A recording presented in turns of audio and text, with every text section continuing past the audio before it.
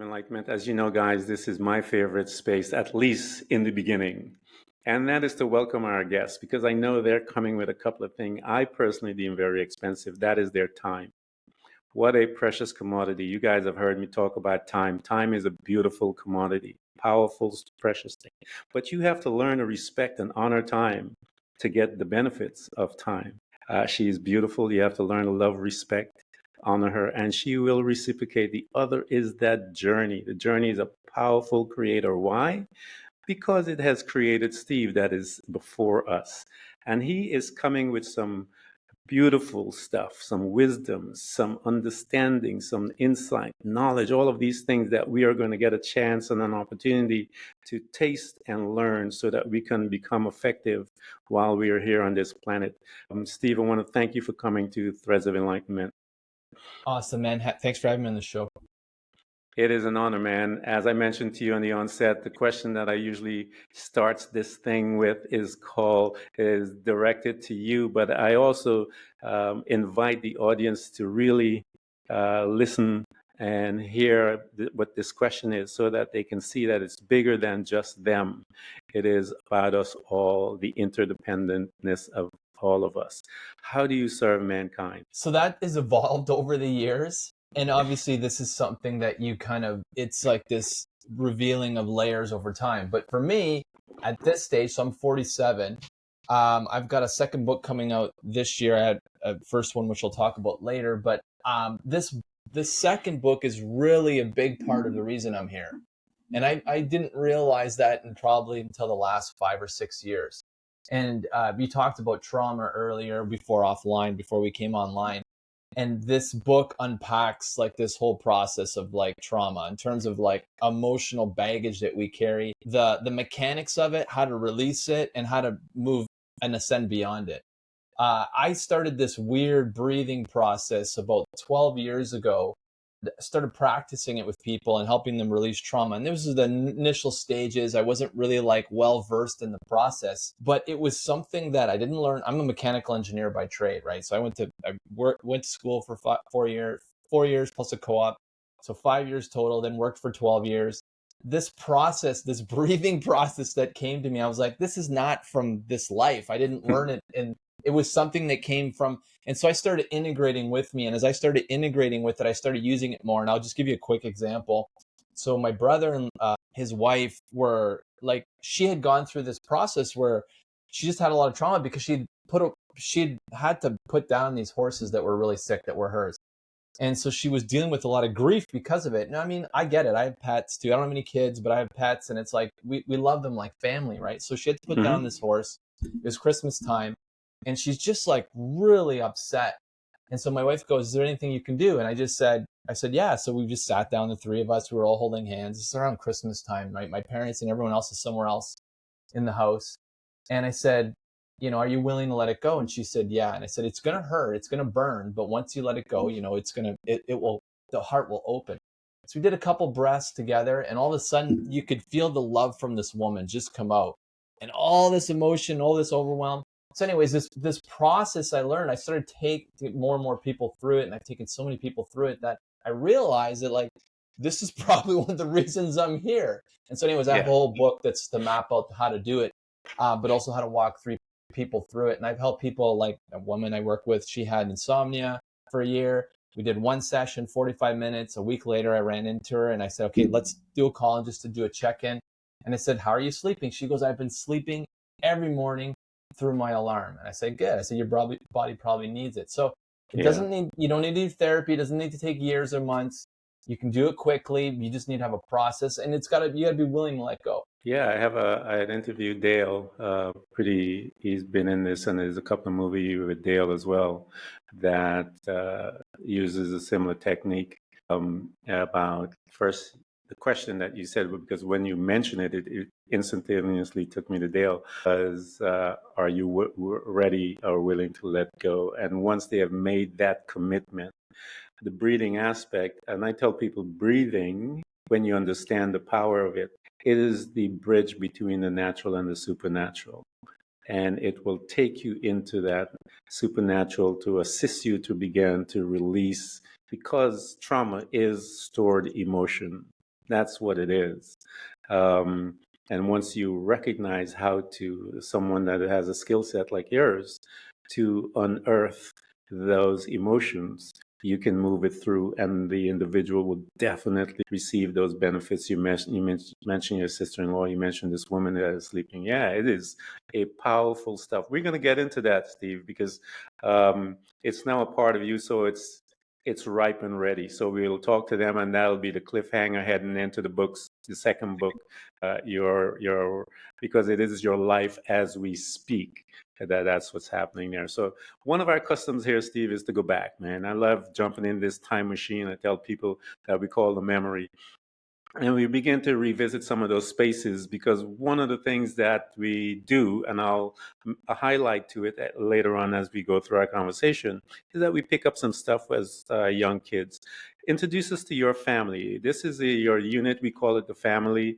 I tell people that family is basically these two individual that call mom and dad. They're seeing the world through their trauma. Have perception based on that. But these people are strangers to you and I.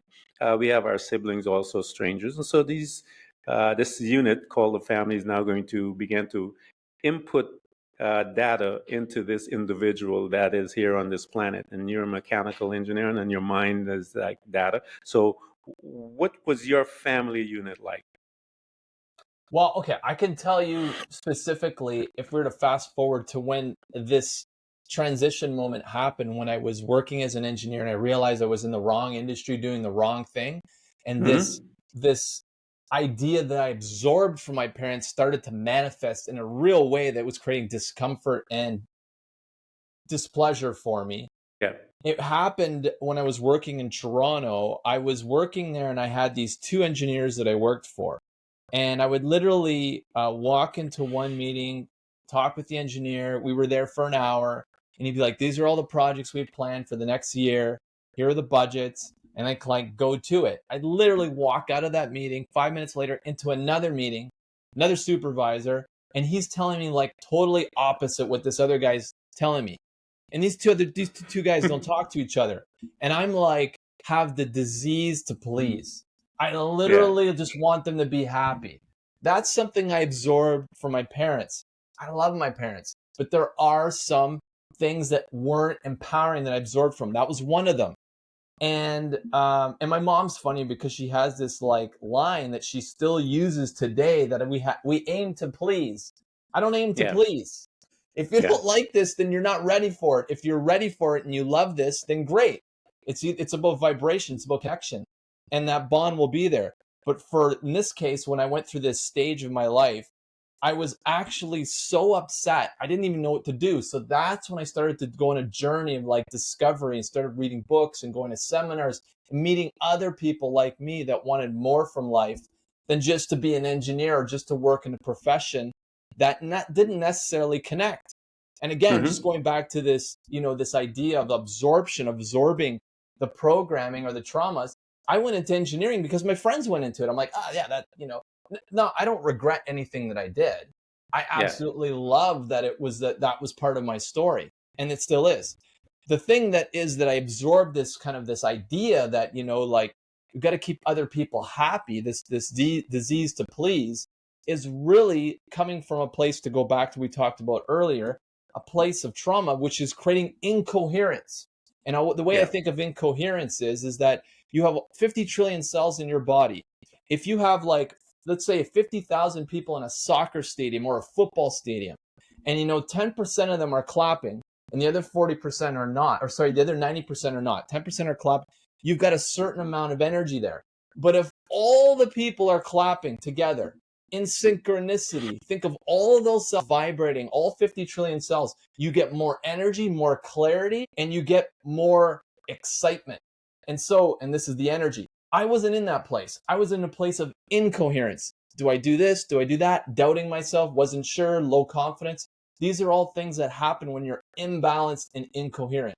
So going back to the story, that was one of the things that I kind of like came out, manifested, and I was like, wow, this is not, I'm not happy making other people happy. So had to come to Yeah. terms with it and then realize I got to set boundaries around what I will and will not accept.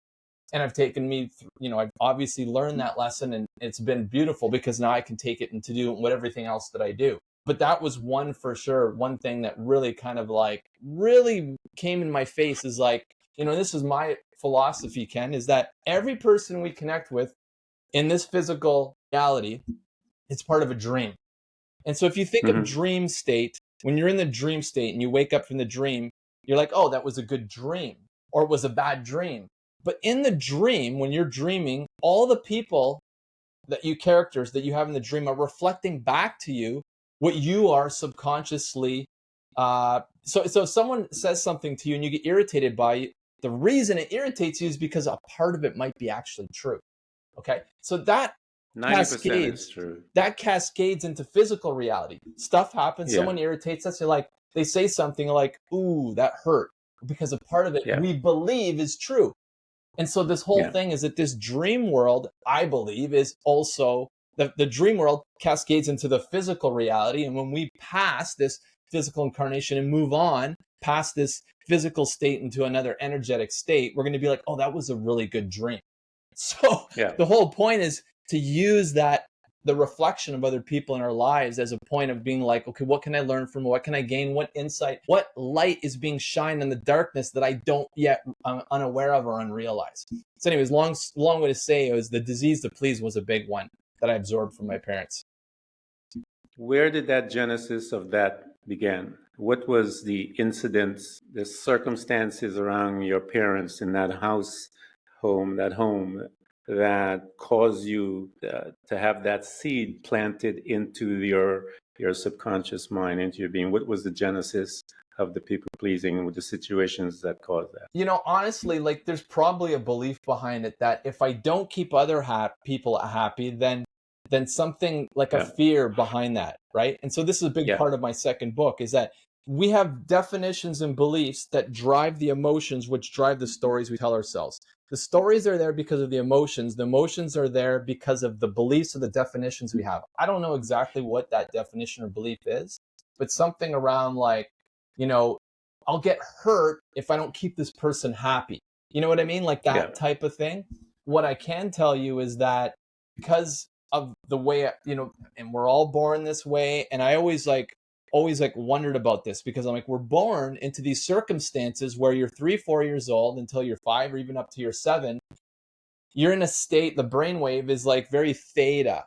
And so theta meaning like you're in a trance state when you're a kid. Mm-hmm. You're literally, so if you think about Yeah. when you wake up in the morning, you come out of your dream state, or you come out and you wake up and you're like, you feel physically the bed, and you're like in between two worlds at that point. You feel the physical reality, you know that there's a physical reality, things feel hard, solid, but then you also know there's a dream state. If you close your eyes for a minute, you'll feel that dream state. So this trance state is very much a big part of our lives, the first 4, 5, 7 years of our lives. So I'm just Mm-hmm. absorbing whatever's outside of me. And I see it with my niece. She's 5 years, she's going to be 5 in August. And she's absorbing these definitions, these beliefs, these emotions from her parents. And I always thought, like, there's got to be, like, this is all designed in a way for us to, like, get something from that, that Yeah. opportunity. But the point is that, like, I don't know other than that, like, what the definition was behind it. But I do know that it really made life, let's just say, challenging, but also the opportunity to let go of it was like, wow, okay, and there's been more than those things, but the people pleasing identity, and if you think about it, it's not just an emotion, it creates an identity of like, you're out there to please. These are the people that potentially might be in customer service that are going above and beyond, and they're great at their jobs, but they're also getting burned out. So it's a disempowering, limiting belief. That's why it's limiting. It limits your potential. Yeah, because there's no boundaries to it. But once you put boundaries to it, and I tell people that boundaries are there not is to protect you. It's there to save your life. It's also to begin to set standards and whereby you are going to be known from. And once you begin to set those boundaries, because those a people pleaser an individual that doesn't have it. They're not aware that they're looking at boundaries as a negative thing. They don't look at it as a positive thing. And when they look at it, because it's a negative perception, it's not there. And so their life is always spinning out of control. You cannot be one that is a people pleaser and continue to please people. More so yourself. You will be the one, the individual that will be damaged more than the people that you're trying to please because you have no protection. It, Your boundaries are your protection. it's very much, if I reflect back for me, being in sports and being like, oh, I want to do this. Why? So my dad will be proud of me. Well, what happens if he's not? It's like this Yeah. fear of what this person's going to think of me if I don't produce or I don't do something. This people pleasing is very much built around a foundation of a fear of what other people think of you. I don't give a Yeah. shit what other people think of me today. And that's the difference, is that I let go of that idea. Once I had come to that moment where I was like, oh, this doesn't serve me anymore, I dropped it. And that's the key part of this. As soon as you realize that the definition, the identity, or the belief that you have doesn't actually serve you, you thought it benefited you because it was protecting me from Yeah. other people. I don't want to be protected by other people. They can say whatever they want. Those are just words. They'll pass right through my energetic auric body and they'll just pass on. What I was happening is someone would say sticks and stones will break your bones. They would say something and then I would feel pain because of the Yeah. definition. As soon as I dropped it, that went away. So that's a big part of my philosophy and my process is like, once you identify the definition, the belief, in 99% of cases, you'll just drop it and then the trauma with it. So now you're balanced, going back to coherence. And then you can make better Yeah. decisions around boundaries and obviously decisions around like what you will and will not accept. Yeah, when you look into who the true makeup of the individual, the human being, then as you stated, the compartments that we deal with where we put our belief, we have the thought field, we take this thought that is repetitious in our belief, in our mind, and we then deposit that into certain areas of our belief system, and we accept it. Once we agree with it, it becomes an emotional stamp. And that stamp is an emotional, and then it drops into the chamber. I tell people that chamber or the warehouse. We call it the heart of the man, the warehouse. And then when he hears a conversation, he taps into that warehouse and he will pull out whatever that is. And then the journey is to come to learn how to go into that warehouse and take all that garbage out of there and replenish it with some new items, if you will, because we store that in there, and that's where we pull out constantly. Well, you had mentioned earlier in the conversation that the reason why you went to become an engineer was because of your friends being an engineer. So we know that direction as far as your life when you got there, why you got there. Now that you're in college and you are within the field of studying to become an engineer, what was happening to Steve? What was he like being in that space with, guidance from his friends? How did you manage your life in there? Well, I was very, like, if you're going to go back to that, Steve, at 19, 20 years old, I was Yeah. very insecure. I might not have Yeah. shown it on the outside, but I was very insecure. So like that's another, I think, I don't know, quality, I guess, if you could say, of someone who is in a state or of incoherence, is that you kind of go with what everyone else is doing, right? I mean, I had an Yeah. interest in physics, but I mean, there was only 2 pages in the physics textbook in high school that I really loved, and it was on quantum physics, you know, Mm-hmm. and I was good at math, so I was just like, well, I'm kind of good at this, I'll just do that. And the contrast of that was that I realized that this information could apply to different fields and not just one industry. The Yeah. problem, during my university college days, it wasn't like those days were good days. I have good memories of, growing up, high school, university, graduating. But when I started working and I went right into Yeah. mining and construction, I didn't Mm-hmm. realize that what I was doing and we were building was so destructive. Yeah. Like, so the city that I grew up in, there's tailing ponds from these mines, which is just like pools of lakes, massive lakes Mm-hmm. that have metals in them. I didn't Yeah. realize that this industry, when it was so destructive, and that's just bothered me from day one. I was just like, what? Is there not a better way to do this? Like, are you serious? This is the best we could come up with? just so we can have cars and electronics and phones, because a lot of the metals, nickels, copper Yeah. are used in these devices. And I'm like, this is the best we could come up with. So that was kind of that, and just like being unhappy and obviously trying to make everyone else happy, which was a formula that was going to just like implode on itself, was really like a wake up to me. It was just like, okay, I need to look at something different. Because I always ask, younger people that, and my nieces are in their teens, like, you got to ask yourself, is like, if you're not happy what you're doing, is it like the industry or is it the work that you're doing? And if it's the work you're doing, then, you can get another job in a different profession. But if it's the industry, then it's time to get out, if it's pharmaceuticals or whatever you're involved in. So for me, it was just like seeing the destructive nature of that. And being in an environment where, going to a client meeting, working as an engineer, proud of the work I was doing, but then getting thrown under the bus in the meeting, no respect, no appreciation. Like, these are the types of relationships I have, right? So it's like, what the hell am I doing? And these are the types of people you get in the mining. Not to poo-poo on all construction and mining. I mean, there's some good projects out there, but like, the mining industry, the industrials industry is very destructive. People are getting rewarded and paid to destroy the planet at the end of the day. Yeah. So anyways, long story short, that was a big part of it as well. Because I was like thinking to myself, I want everything that I do to benefit everyone involved. And this is obviously not doing that. And part of the reason I shifted into publishing and what I do today. Yeah. So because one of the reasons why I asked that, because I try to educate people in this fact, Steve, that uneasiness, because all of us get there. We get, I've interviewed, and I was there, interviewed people making tons of money, millions of dollars, and that uneasiness is there within them. And what I've learned when I was in it, I was annoyed just like anyone else. Just my life was spiraled out of control. And what I've learned, and so I'm trying to educate those that are listening and paying attention to the podcast, is that space right there. Don't look at it as a miserable time.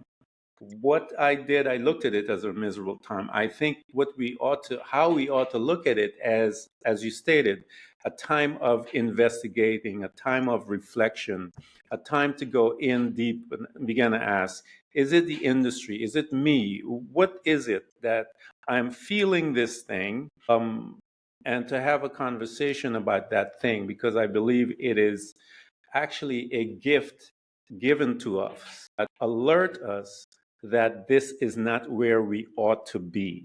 And when we become more inflective in the sense of looking in, that's what I believe now, Steve, is how we're supposed to look at that time. Before I did not. Yeah, I mean, okay, so we're on this planet, we're all doing our own thing, we're all on our own journeys, we're doing it, co-creating, and we all have free will. And so some people are going to look at that situation, and I'll give you a really good example, really short story, but I'm working, and I had a very empowering perspective out of this, okay? So I'm sharing the story. So the last job I had, I was working with this guy, construction company, and I worked there about a week, and I noticed that, and I started working with the owners. It just happens, a project I'm working with the owner. And so I'm working with the owner, and I notice he's starting to yell at the employees. And I'm like, that's not cool. It's very disrespectful, right? So anyways, I'm like, he's just having a bad day. That's fine. I walk in the Friday, so I've only been there a week. And the guy that I had just talked to, I think his name was Ryan. I said, oh, hey, Ryan, I didn't know you worked here. This is earlier in the week. He's like, yeah, I just started a week ago. It's Friday now. I've been there a week, and he's gone. And I go to HR. I'm like, where did Ryan go? Oh, he left. He left the company. He's only been there 2 weeks. So I'm like, okay, whatever. So these are a couple signs coming in, right? Whatever. Yeah. I ignored the first 2 times. The next week, I get a call from the owner. Did you get that? Did you send out the estimate or approve the change order for whatever? And I said, no, I haven't done it yet. I wonder. He loses it on the phone. I was like, what the hell? I hang up. So he comes in, storms in the office. He's losing his mind. He didn't have time for me. He goes into his office. He kind of has a conference room office. He's throwing erasers, pens. I don't know who he's talking to. He's throwing stuff in the office. And I get to the end of the day, and I'm like, I'm done. I go home that night. I type in my resignation letter. I'm like, I'm going to do this respectful. I go up to HR Yeah. the next day. It's the following Friday. So I've been there 2 weeks. I give them the keys to the brand new truck I got, the laptop, the phone, and I give her the letter. And she goes, is it him? And I said, yeah. She's like, okay. And I'm leaving, and there was another project coordinator there. And she said to me, she goes, oh my God, I can't believe you're like leaving. And she goes, and I said, you know what? I said, there's somewhere else where my talents can be used. Obviously, they're Yeah. not appreciated here. Just this kind of appreciation, not being appreciated. And she goes, I can't believe, she goes, I got like bills to pay and I can't really leave this job. And she didn't know I had a mortgage. I was just like, I gotta go. I leave the truck and everything. I drive away in this big sense of relief. And that's how I always know that I'm following the right path. I'm going in the right direction. I have this sense of relief that I'm doing Yeah. what I'm supposed to be doing. And the reason I Yeah. share the story is because I had the empowering perspective I had was this is not worth sucking my soul and my life force to go into this job to be degraded and disrespected. I honor who I am. And so Yeah. that was just, it was just, he crossed the line, he crossed the boundary. And so some of us might be having that experience right now where we're being pushed by the boss or wherever, work longer hours for less pay. And we're like, no, I'm worth more. Well, what I'm saying to you is Yeah. that that's a contrast experience, life-changing moment if you'll take it. Some of us won't. That's okay. It's up to you. But you got free will. Going back to what I was saying. Yeah, the girl didn't take it. She recognized, she knew that something was wrong, but again, I tell people, the job is one of the tools that is used to keep you and I in bondage Yeah. to the system, Yep. because it is is one of the last hurdles, if you will, within the journey that we have to relinquish, because beyond that, we're looking at it, and I call that relinquishing, and beyond that is that walk of faith. But we have to relinquish it and surrender to the fact that this doesn't worth it. I'm going to trust something and someone else and make that move. And I believe personally that our blessing, if you will, is right beyond that decision. But most people don't It go was. beyond I that ended up decision. 3 days later, I ended up getting a call from someone I have no idea who is, came Yeah. in, and I said, well, you know what? I'm not looking for anything full time. Because I was part time building this business.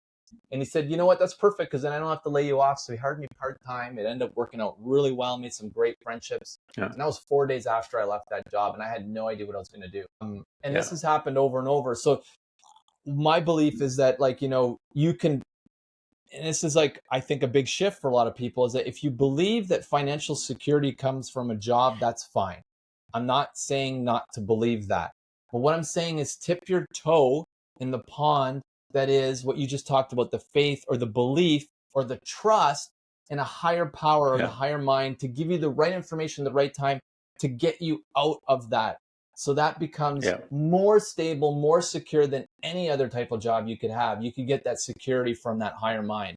And that's my belief, is that eventually, and this might take 100 years, there'll be a shift among a majority of the population where there's a trust in a higher mind.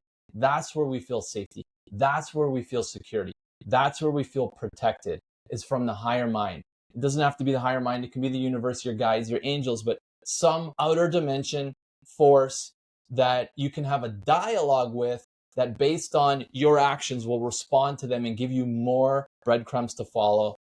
Like you said, faith, following that process. But that was where I feel that we're gonna move in the future, about feeling more protected, more safe, not from having a security system in our house, not from having a secure job. Those are just physical illusions that pretend and give us the perception that we have safety and protection, but really it comes from having this higher dimension guidance, is my belief. Yeah. I absolutely believe the same. I believe that there are two types of people in this world: those that work in people's dreams and those that fulfill their dreams. Every job that we've ever been in and every company that we've ever been in is someone else's dream, unless you start your own. And so when you recognize that, and I tell people, look at yourself because you have value. There's a dream within you.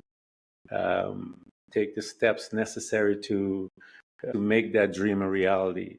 That individual job that you're at, that guy took the step and created it, and that dream manifested and became what it did. And allow yourself to dream.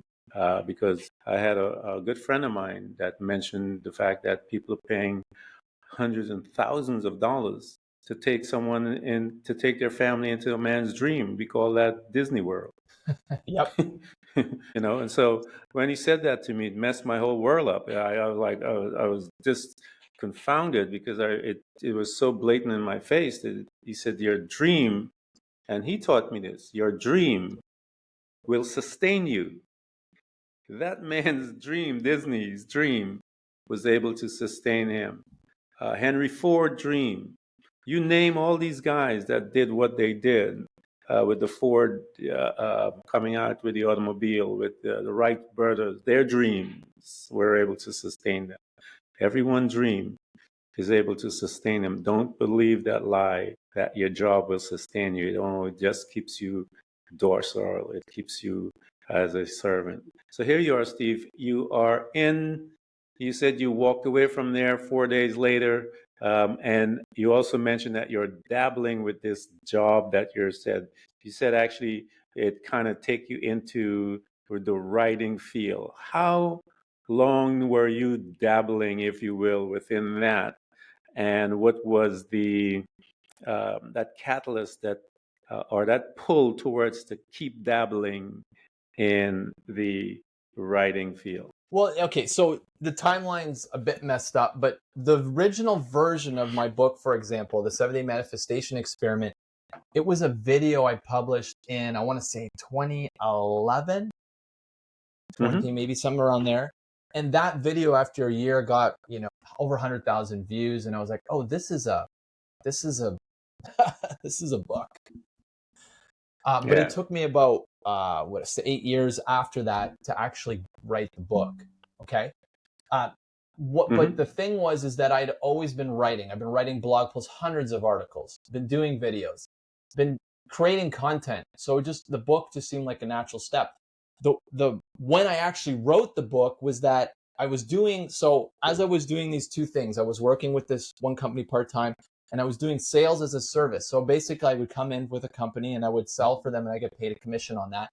One of my clients ends up being in the book publishing industry, a gentleman in Vegas. And so we're working together, Travis and I, we're working together, and I learn a lot about the publishing business from him. And I said, I would love for you to help me. He goes, yeah, you know what? I'll help you publish your book. So as we're working together and I'm doing the sales for him, I'm kind of like doing a little extra for him on like sales side, coming up with some marketing copy and stuff, not getting paid for it. And then he's helping me with the book. So it's a very equal exchange.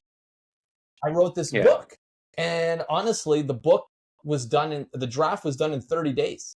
And then I published maybe 2 months later, book cover design and all the people. So it was always about timing. The woman who did the cover was from California. I still work with her today. She does covers for my clients. And so Susan would be like, she said to me, it's $1,500 to do the cover. And I was like thinking, I don't have the money right now to do this cover. So I was like, but I'm like, she's the right person to do the cover. And then she said, well, you've been doing this like lead gen stuff and you've been doing some marketing stuff. She goes, would you do that for me in exchange for the cover? I said, yeah, for sure. So didn't need to pay her any money. So she does the cover. It's like this thing, right? Like, so it was all about the synchronicity and I noticed as I was following my excitement to do this project, this book, that the things start falling into place. And so that's a big part of my philosophy too, is just like to follow the things you're excited about.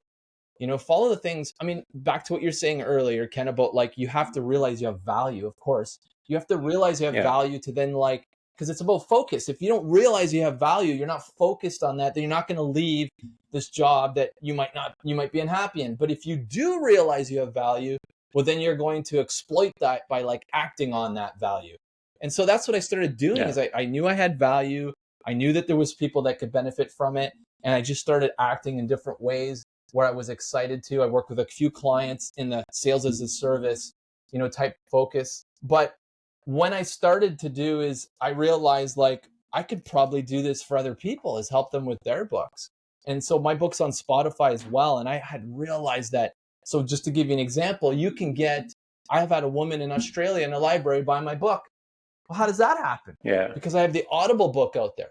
So it was like, I'm like, this is a whole different industry to me. There's so much opportunity to get the message out in a bigger way. And because I'm big about that, like getting my book in as many hands as possible, I thought, okay, well, I want to get the Audible book out there. So like later that summer, I'm like creating the Audible book. And I'm like, this is a lot of fun to create an Audible book. So again, just following my excitement, following my passion. Where's the energy taking me? And that's what's led me into this publishing space. And I'm like, I feel like it's just the beginning. It's really Yeah, exciting. it is. It is the space that I try my very best, Steve, to encourage people to move to. On the onset of the conversation, I told you about that the natural world programs you and I that we have to get a job. They start, I mean, early, telling us that we have to get a job. You have to go to school. You have to, you have to, you have to. And so that deposited into us, and we believe that the job is the ultimate prize here, plus the wives and the kids and the 2 point something kids with the white picket fence and the dog and the cat and all this kind of stuff. Not realizing that the higher calling is to locate your assignment. Because I believe that when we do that and we begin to move within that space, as we talk about, again, my background, I came from a church, we call that faith. Why do we call it faith? Because you don't have the answers. You don't know how everything is going to be. You don't have it all, but you know that you are supposed to be there. This is what you're supposed to do. So you are moving. And then there's this synchronicity with the universe that is happening with you. Why? Because you are in that space of your assignment. And because you're in your space of assignment, these people will come from all over, because that's how it was designed before you even were born. You just had the assignment in you. You just found it as you're moving through your journey, as they say. And when you locate that, I tell people you have to find that thing that makes you excited, that you will look at your mother and your father, your brother and sister and said, I don't give a damn what you say. This is what I have to do. When you get there, I used to tell my kids that when you guys get to that space, when you look at me and say, Dad, I don't care what you say. This is what I feel I have to do. And I looked at them, young boys, I said, that's when you know you have it. Why, Steve? Because as you stated, you were the one telling me you're working there. You have the energy to work. You can work 40 hours a day. You could work 40 hours, 90. I mean, work your whole life. And everyone looking at you and go, aren't you tired? And you No. look at them and said, what are you talking Yeah. about? I'm excited. Is there more? Is there more? That's the place you need to be, because that's where your assignment is. It will never make you tired. It only strengthens you. You will come to a point, and I tell people, you will come to a point where the gifts are going to begin to use you. In the onset, you're using the gifts, but there's this transition that takes place where it uses you, meaning that people are going to come from all over the place and begin to pull on you, and you didn't even know where they came from, Yeah. because your And, gift and, and there's is out there using you. this process that what you mentioned, Ken, about the knowing, like you just know. Yeah, I think if you're meditating daily, like getting to connect where that is in your body, like just close your yeah, eyes. Like, where's that knowing? Once something happened and you knew it was going to happen. Is it coming from here? Is it the third eye? Is it in the heart? It's different for everyone, but connect with that. Like you might have a knowing in your gut. Like use that, yeah, because when it happens again, is this body sensation is a very clear green light to move forward in that direction. When I set up my book on Spotify, that I set up some Spotify ads, it took me 4 or 5 hours a day. I was researching. I was loving it. That's why the book's on Spotify, because I was excited about it. And it's selling on there. And it's like, you get this idea, like you think that, okay, I got to do this and I got to do this. Like you mentioned, white picket fence. Okay, check. House, this job 200,000 a yeah, year, check. And it's like you got all these things and you think that that's what you're supposed to do. This knowing is actually the higher mind giving you the information, giving you this impulse to take the action. So you take the action, the higher mind responds, you took action on that. Here's something else. Here's something else. And then a year later, you look back and you're like, wow, there's no other more efficient way you could have done that. And so it comes back to what you're saying. Understand that you have value, follow the knowing. And then once you follow it, it builds a bridge to build higher trust in a higher power. And that's really what it comes down to. As you're moving in your current space, Steve, as you said earlier on the onset, there was some movement within you, because I tell the people, your assignment is never a one-dimensional thing. It's never, this. It's always evolving. But once you've located, it will pull you to a point. Like I said, eventually it'll begin to use you, and it'll pull you, and you'll be finding yourself in all kinds of places. And as you begin to dig deeper through your meditation and all of the different tools that you utilize in your life to bring clarity to your understanding, your inner being, your soul, all of the higher dimension. These are the terminology that we use to identify that individual that is you, that is in you, guys. When you started looking at that stuff and the clarity became aware of this newness of what you're seeing and what you have been, you started on the onset. How did you begin to move in it, Steve? How did you begin to allow it to use you to that degree? So originally it was, like I said, I was doing the sales as a service. And then I would get another woman that was like, it was funny. Like, she had messaged me on LinkedIn, and I worked with her before. And I said, you know what? You have a great program that would be really fun to sell. Those are the words I use. She's like, well, let's have a call. We have a call. I start selling her stuff, and I'm having fun doing it. So now here's the point. I came to a point where selling as a service was not enough to pay the bills, and I got frustrated. And so this is where the fear came in.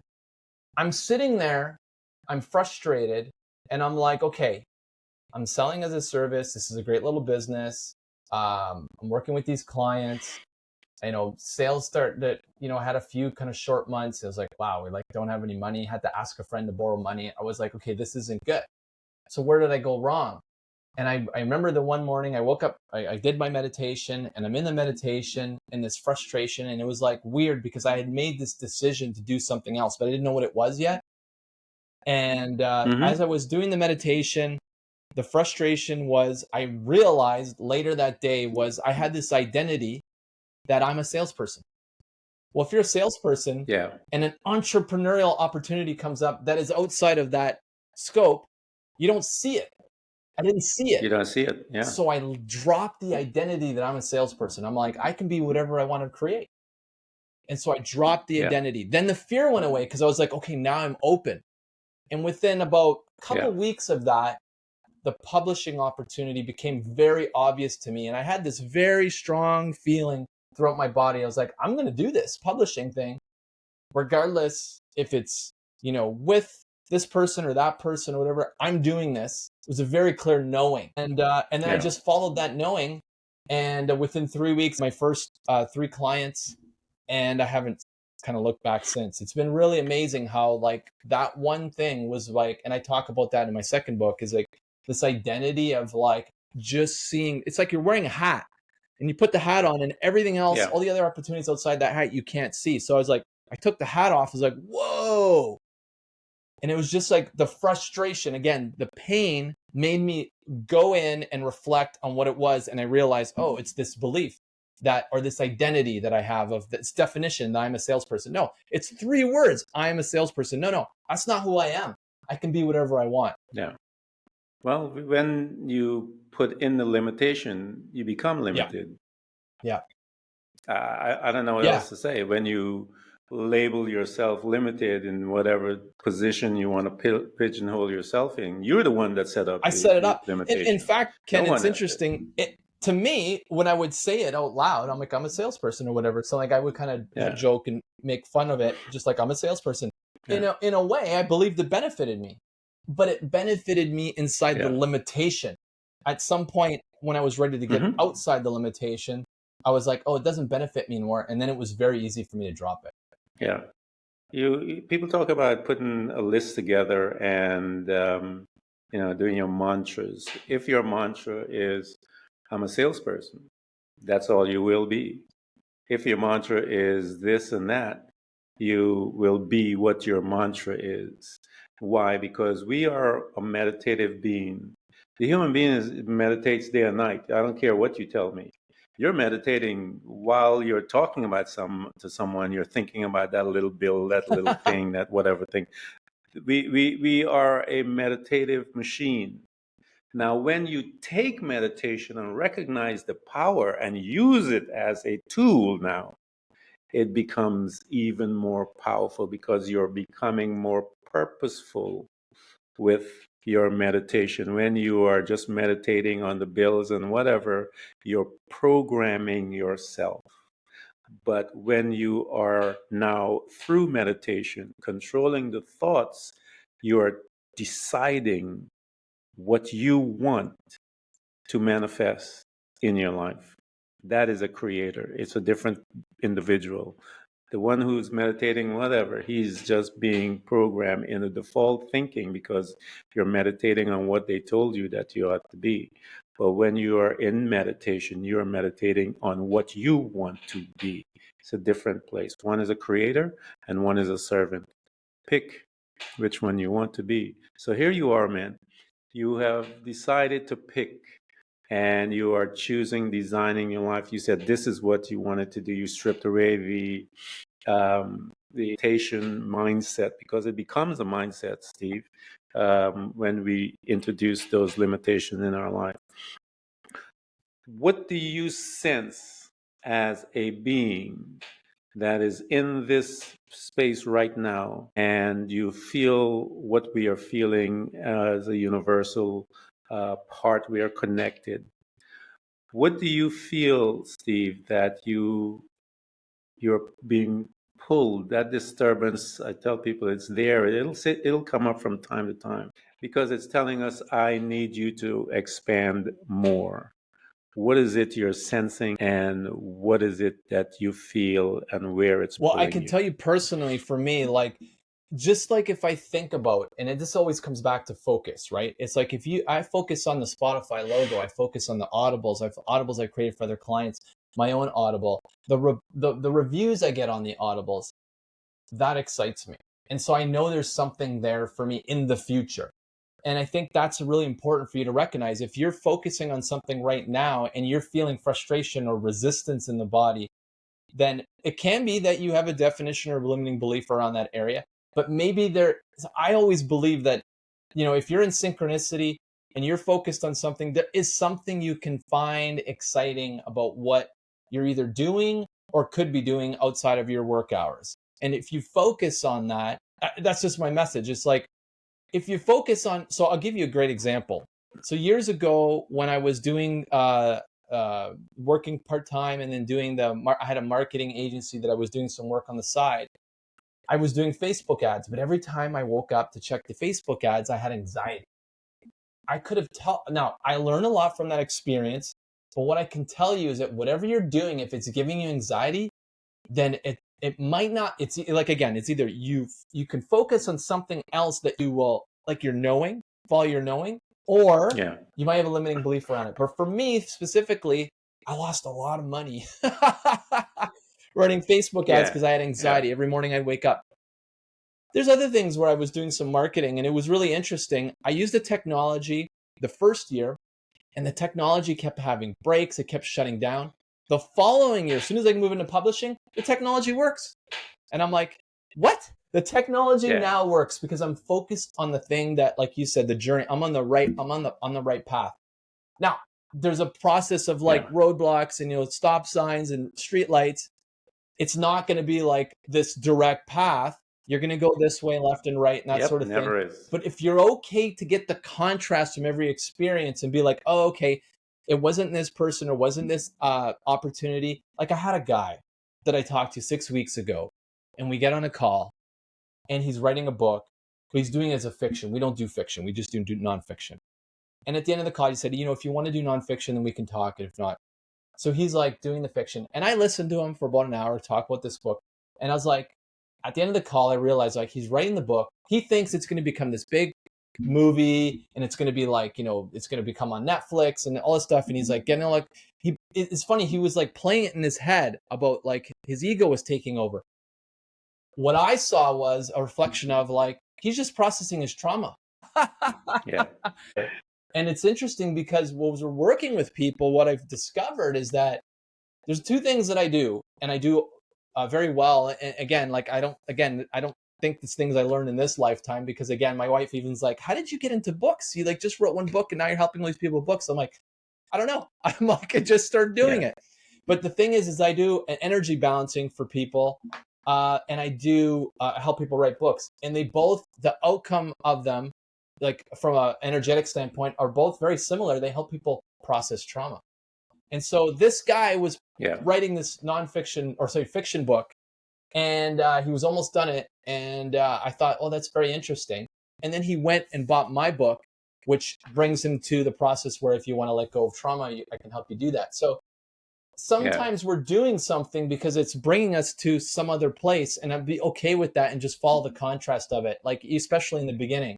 And then once you've let go of the limiting beliefs, the definitions, the things that don't support you, that create limitation, you'll know because you won't feel the limitation anymore. You won't feel anxiety when you wake up, when you're running those Facebook ads or whatever. You'll feel that you're just in the flow of life. And I believe that there's a point where everyone can get to that. I call it freedom, Steve. There's a difference when one is in bondage and when one is in freedom. There's a different energetic state. And when there is in bondage, there's restriction. However we label that restriction, anxiety and all those stuff, there's a certain type of restriction within that mindset. But when you are in that state of freedom, there is no restriction. You're like, everything is open. Your imagination becomes effective. Everything is new. And there's a certain mindset there that allows you to see beyond the restriction. And when you get there, you feel it. You know the difference between restriction and freedom. You feel it. And then you make that space. Guys, everyone has been listening to us. You have content sitting inside of you. We call them books. We call them all kinds of different things. And those are your journey. Those are your wisdoms, your insights, your who you are. And you have always thought about it. I have someone that can guide you, if you will, have a conversation. Sit down and put you through some processes. Those processes is to help you to see who you are and where that book is coming from. And once you get a glimpse of that stuff, man, bondage and freedom, you will see the difference and you'll see and sense it.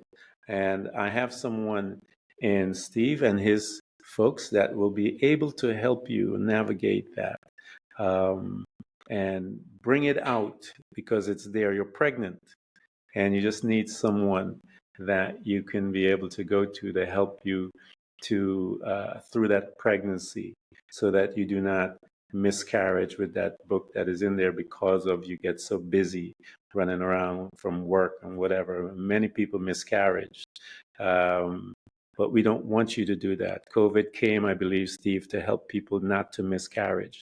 I cannot tell you the amount of authors, people with new content came through and were given birth. And I want to encourage all of you that are there, that are listening to this conversation, man. I wrote a book and I know what it is. Don't abort your pregnancy. I have a skilled physician that was able to help you out, so that you can give birth to that dream that you have inside of you. Steve, talk to them, invite them, if you will. Will they get in touch with you? What does that look like when they get there? What does that encounter look like? What does that conversation look like? Because we want, Steve, when they get there, that they're ready. I heard you guys, and showtime, let's do this. So what does it look like once they There's two things that they can do. So one is they can go to Free Author Blueprint if they are interested in writing a book. and they can sign up for that blueprint, and then I'll give them some more information there. If they decide to have a call with me, we talk through your book. I want to know the direction of the book. What I like to do is talk about what is the transformation your book going to offer. Once we pull that one or two bigger ideas about the transformation the book offers, usually the rest of the direction of the book is to support that transformation. That's a big part of the types of book that I love to write. And on the other side, if you decide that to get my book, The 7-Day Manifestation Experiment, you get on Amazon, Barnes and Nobles, like I said, Spotify, audible.com, all those places. I have a free meditation in the book. If you decide to download the meditation, I'm going to invite you to join me on a call about clearing any energy blocks. The way that goes is I actually get on the call with you. It's usually 45 minutes, and we find out where the blocks are. Like literally what chakras are blocked and why. And then just get a sense if you're willing to let them go. If you're not, that's okay. It's not the right time. There's too much fear. It's okay. Everyone has free will. But if you are ready to go, then I talk about how we work together. But those are the two ways that people can connect with me. And I really appreciate you having me on the show, Ken.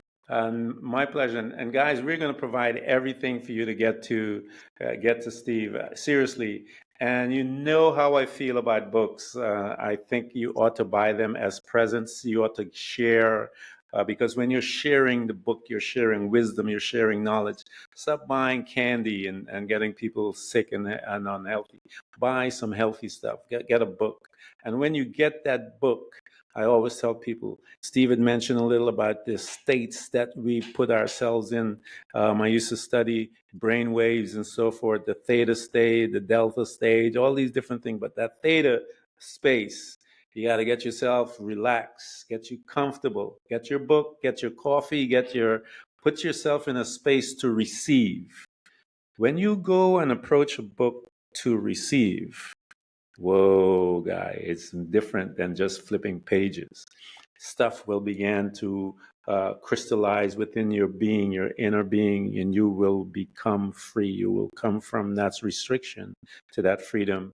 Get books and get yourself into a space of freedom. Steve, thank you so much for coming. We're going to provide all those things for them. And I appreciate this conversation, Awesome. Thank man. you. Thanks for having me on the show. You're welcome, sir.